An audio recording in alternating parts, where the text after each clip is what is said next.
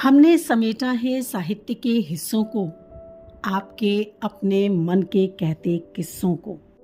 नमस्कार, मैं हूँ रत्ना मानिक और ये है चैनल कथा कस्तूरी, जिस पर आज मैं सुनाने जा रही हूँ साझा संकलित पुस्तक बात अभी बाकी है से एक कहानी। और ये कहानी है एक बेहद उम्दा कलमकारा जिनका नाम है मौसमी चंद्रा, और उनकी कहानी का शीर्षक है भ्रम। तो चलिए शुरू करते हैं कहानी को। 4 साल होने को आए उन्हें मिले हुए।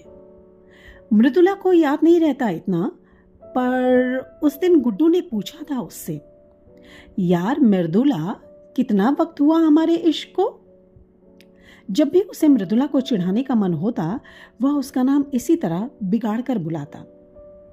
वैसे मैथ्स में कमजोर है मृदुला, पर बात इश्क की थी तो उंगलियों पर महीने दिन गिन कर बोली, तकरीबन 4 साल समझ लो। अरे बाप रे, इतना वक्त हो गया? पर मुझे इतना लंबा नहीं लगता बे। तू झूठ तो नहीं बोल रही जानबूझकर?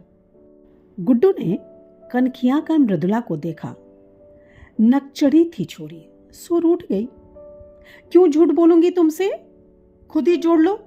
और जब मेरे हिसाब पर भरोसा नहीं तो पूछते क्यों हो मुझसे, यार मृदुला, कितना वक्त हुआ? उसने गुड्डू के अंदाज में ही उसी की बातें, उसी की बोली गई लाइनें दोहरा दी। अच्छा, गुस्सा मत। तुम बोल रही हो 4 साल, तो 4 ही होगा। ऐसे भी गिन कर क्या करना है? पर मेरे को ये समझ नहीं आता कि तुझे याद रहता पर मुझे नहीं। ऐसा क्यों? वो तुम खुद से पूछो। मुझसे प्यार ही नहीं करते होगे, तभी याद नहीं रहता। कितनी बार पूछते हो, मैं बताती हूँ, फिर भूल जाते हो। सुनो, मैं तुम्हारी प्रेमिका हूँ, सेक्रेटरी नहीं। देखो यार, तुम सेक्रेटरी बनना भी मत।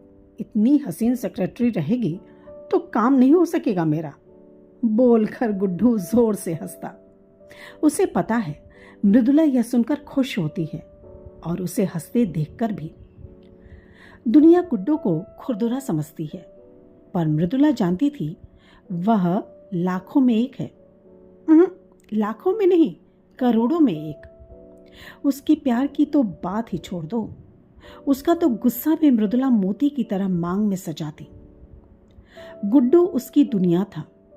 वैसे तो मृदुला बहुत सही गलत देखती, पर गुड्डू के मामले में सब दरकिनार। गुड्डू भी हीरा लड़का था, बस एक बीमारी थी उसकी, भूलने की। एक और बीमारी थी, कहीं टिकता नहीं था ज्यादा दिन। मन उच्छृंखल था, कब उचट जाए कहना मुश्किल था। मृदुला उसकी नसें जानती है, ऐसा मृदुला को लगता था। जब कभी गुड्डू नाराज होता तो वो शोना मोना कह के उसे किसी भी तरह से मना लेती थी, और वो मान भी जाता था, ऐसा मृदुला को लगता था।